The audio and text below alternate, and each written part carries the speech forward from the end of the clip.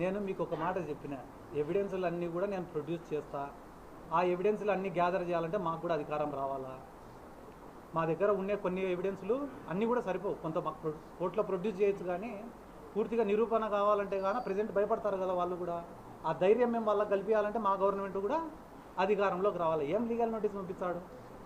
హఫీజ్ ఖాన్ పైన 600 కోట్ల అవినీతి చేసినది మీరు చూడలే? విలేకరులుగా ఆ రోజు ఏనా నాయరెడ్డి అన్న చూసారు లేదా? మీరు 600 కోట్ల హఫీజ్ ఖాన్ ఎత్తినాడు అనే మాట మీరు విన్నారా లేదా? నారాయణ లోకేష్ తోటి నుంచి ఎన్ని కోట్లు రికవరీ చేసినారు?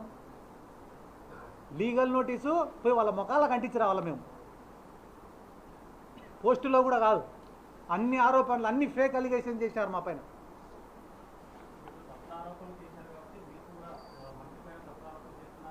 నేను తప్పుడు ఆరోపణలు చేసే ప్రసక్తే లేదు. నిరూపిస్తా అంటున్నా. నేను నిరూపిస్తా అంటున్నా.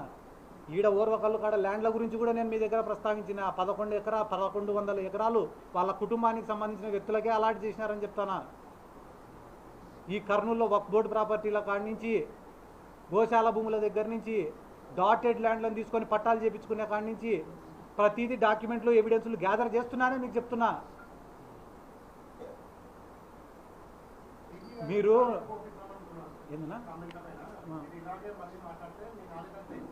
15 నిమిషాలు మాట్లాడినా కదా? 15 నిమిషాలు మాట్లాడినా అన్న.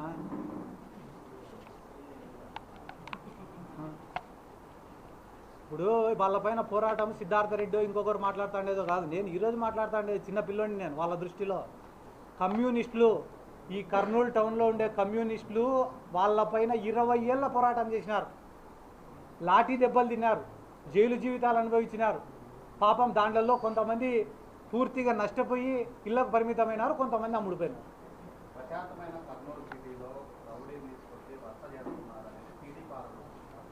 రౌడీయిజం ఎక్కువైందని వచ్చినా. నేను రౌడీయిజం చేయడం లేదు. నిన్న మొన్నటి నుంచి నా పైన ప్రెస్ మీట్లు పెట్టే వాళ్ళందరి లిస్టు తిను. దాంట్లో ఒకడిపైన, ఇద్దరిపైన, ముగ్గురిపైన మర్డర్ కేసులు లేవంటే నువ్వేం చెప్తే అది చేస్తాను. ఆ మర్డర్ కేసుల కోసం ఎవడెవడు కాళ్ళు పట్టుకునేవాడో నేను నిరూపిస్తా. సిద్ధార్థ రెడ్డితో ఒక ఫోటో దిగిపోతే చాలనుకునేటోళ్ళు నా గురించి మాట్లాడేది చూస్తాను. ఈరోజు సిద్ధార్థ రెడ్డి ఇంటి బయట కూర్చొని గంటలు ఎప్పుడు బయటకు వస్తాడో ఒక ఫోటో దిగిపోదామా చాలనుకునేటోళ్ళు నా గురించి మాట్లాడుతున్నారు. ఎందుకు? ఆడ డబ్బులు వచ్చాయనో, రాత్రికి చిల్లర పడుతుందనో. రౌడీజం కథ నాకేం చెప్తారన్న? ఎంతమంది రౌడీలకు డబ్బులు ఇచ్చి మేపుతున్నారో మీకు తెలీదా అన్న? మీకు తెలియకుంటే నన్ను అడగండి, చెప్తా.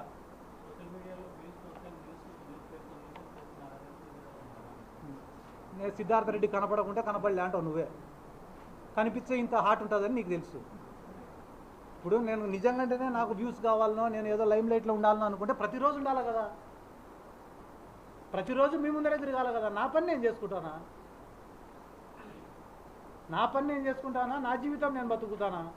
నాకు యువజన విభాగం వర్కింగ్ ప్రెసిడెంట్గా ఒక పదవి ఇచ్చినారు. ఆ పదవి ఇచ్చినప్పుడు యువజన విభాగం టౌన్ ప్రెసిడెంట్కు ఒక అన్యాయం జరిగినప్పుడు మాట్లాడాల్సిన బాధ్యత నా పైన ఉందా లేదా? నా బాధ్యత ప్రకారం నేను వచ్చినా.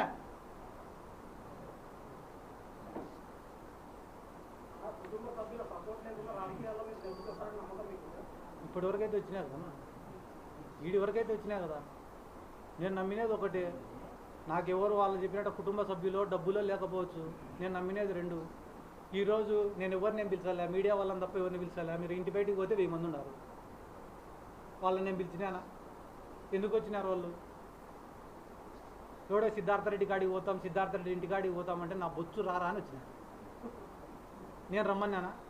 నేను రమ్మనింటే ఒక కర్నూలు నుంచి వస్తారా? ఈ రాష్ట్రంలో ఎవడికి ఇబ్బంది అన్నా పరిగెత్తినా కదా. అదే నాకు ఇబ్బంది అంటే ఎవడు రాడా? నేను నమ్ముకునే జనాలను నమ్మినా. రెండోది జగన్ సార్ని నమ్మినా. అదే జగన్ సార్ని అడుగుతా, సార్ మన పార్టీ దగ్గర నుంచి వాళ్ళ పార్టీ వరకు అందరు కూడా ఆయనకు అమ్ముడుపోతారట సార్, ఆయన ఎవరినైనా కొనేస్తాడంట సార్, మళ్ళీ మిమ్మల్ని కూడా ఏమన్నా కొంటాడేమో నాకు తెలియదు సార్.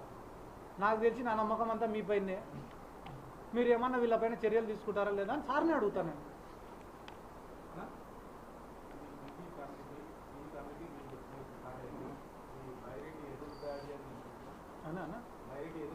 అన్న నేను చాలా సింపుల్గా చెప్తాను. నేను ఎవరిపైన అది ఎదురుదాడి చేయలే.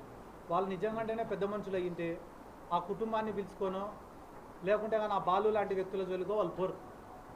ఆ కుటుంబానికి అన్యాయం చేయరు. 2 పాయింట్లు. మూడోది మంత్రి స్థాయి వ్యక్తులు పెద్ద పెద్ద కోటలు నిర్మించుకునే అంత పెద్ద టీజీ వెంకటేష్ గారు సోషల్ మీడియాలో ఎవడో పోస్టులు పెడితే దానిపైన స్పందించి వాళ్ళని ఎత్తుకొని వచ్చి కొట్టి వాళ్ళతో కాళ్ళు మొక్కించుకొని మళ్ళీ వాళ్ళపైనే ఐటీ కేసులు పెట్టరు. వాళ్ళు పెద్దోళ్ళు అయితే ఈ పనులు చేయరు, ఈ పనులు చేస్తున్నారంటే వాళ్ళు పెద్దోళ్ళు కాదు.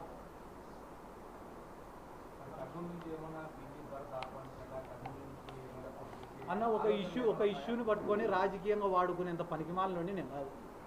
కర్నూలులో వచ్చి నేను నిలబడాలంటే కర్నూలులో ప్రతి వార్డు తిరగాల, ప్రతి వార్డులో వర్గాన్ని తయారు చేసుకోవాలా, పార్టీ కోసం కష్టపడాలా, ప్రజల సమస్యలు తెలుసుకోవాలా, వాటిపైన గలమెత్తాలా, ప్రజల నమ్మకాన్ని సంపాదించాలా. ఇవన్నీ అయిపోయిన తర్వాత కర్నూలు నుండి పోటీ చేస్తానా అని చెప్పి నేను చెప్పాలా. ఒకరోజు నేను విమర్శిస్తేనే మొత్తం నందికొట్కూరు కర్నూలులో సిద్ధార్థరెడ్డి భరత్ అని మాట్లాడుకోవడం వల్ల ఒకటే రోజు నేను ఎమ్మెల్యే అభ్యర్థిని అయిపోను, ఎమ్మెల్యేని అంతకన్నా అయిపోను. నందికొట్కూరులో కొన్ని ఏళ్ళు కష్టపడి గ్రామంలో ఒకానొకప్పుడు వైఎస్ఆర్ కాంగ్రెస్ పార్టీలో నేను చేరేటప్పుడు నా ఎంట 100 మంది రావడానికి భయపడినాను. ఎన్నో ఏళ్ళు కష్టపడి గడప గడప తిరిగిన తర్వాత ఒక వర్గాన్ని ఏర్పాటు చేసుకొని ప్రతి గ్రామంలో ఒక సర్పంచ్ అభ్యర్థిని నిలబెట్టుకునే స్థాయికి నేను వచ్చినా. ఒక అంశాన్ని వాడుకొని రాజకీయం చేసి వాళ్ళు ఎవరో పోటీ చేద్దామంటే ఎంతసేపు ఆయన టీడీపీ పార్టీ వద్దు, నాకు వైసీపీ పార్టీ వద్దు, ఇండిపెండెంట్గానే తగలొచ్చు మేమిద్దరు. ఆయన అధికారాన్ని అడ్డం పెట్టుకొని టీడీపీ తరపున నిలబడాల్సిన అవసరం లే, నేను జగన్ సార్ బ్రాండ్ని అడ్డం పెట్టుకొని వైసీపీ తరపున నిలబడాల్సిన అవసరం లే, ఇండిపెండెంట్ నిలబడిన సార్. కానీ దానివల్ల వచ్చే లాభం ఏమింది? నేను అడిగే ప్రశ్న, కుటుంబానికి న్యాయం చేస్తారా చెయ్యరా? దాన్ని తప్పుదారి పట్టించే విధంగా సిద్ధార్థరెడ్డి రౌడీ, క్రిమినల్, గుండా వాళ్ళు నన్ను తిట్టిస్తున్నారు కదా. తిట్టేటోళ్ళల్లో 80% మంది దగ్గర నాతో దిగిన ఫోటో లేకుంటే కానీ నేను రాజకీయం కాదు.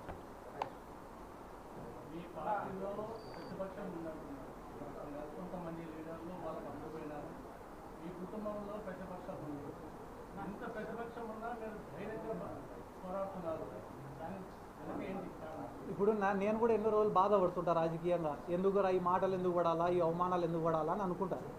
అనుకున్న ప్రతిసారి ఇక్కడ ఉన్న 100 మందో 200 మందో వస్తారు, నాకు ధైర్యం చెప్తారు, సర్ది చెప్తారు, మేము నీకు సపోర్ట్గా ఉన్నామంటారు. మళ్ళీ ఇంతమంది ధైర్యం ఏం లేనప్పుడే రాజకీయాల్లోకి వచ్చినాం కదా, ఇంతమంది ధైర్యం ఉన్నప్పుడు ఇంకంతకన్నా ఏం కావాలన్నా? ఇప్పుడు ఆయన అన్నారు, పెద్ద ఆయన టీజీ వెంకటేష్ గారు కూడా ఏముంది, నువ్వు 10 మందిని పిలుచుకొస్తే నేను 100 మందిని పిలుచుకొస్తాను. మీరు 100 మందిని పిలుచుకొని రావాలని ఒక్కొక్కరిని 10,000 ఇవ్వాలా, ప్యాకెట్లు ఇవ్వాలా? సిద్ధార్థరెడ్డి గారు చక్కగా వచ్చి రోడ్డు మీద దిగిన 50 మంది 100 మంది వస్తారు, రారు చూద్దాం. ఆయన స్థాయి వ్యక్తి మాట్లాడాల్సిన మాటలు కాదు. ఒకవేళ జగన్మోహన్ రెడ్డి మీరు అడిగిన డిమాండ్ నెరవేర్చిన పక్షంలో మీరు అడిగారు కదా, జగన్ సార్ దగ్గర నెరవేరకపోవడం అంటూ ఏముండదన్న. ఆయన దృష్టికి పోవాలి. ఇక్కడ జరుగుతున్నటువంటి అరాచకాలు కానీ, వైసీపీ కేడర్ పడుతున్న ఇబ్బందులు కానీ అన్నీ జగన్మోహన్ రెడ్డి గారికి తెలియాలి. నిన్న మొన్న ఎవరో మా పైన కామెంట్స్ చేసినారు. వాళ్ళు కానీ వైఎస్ఆర్ కాంగ్రెస్ పార్టీ గవర్నమెంట్లో మేమే వాళ్ళకు తగిన రీతిలో బుద్ధి చెప్పినంటే వాళ్ళు ఈ మాటలు మాట్లాడే వాళ్ళు కాదు.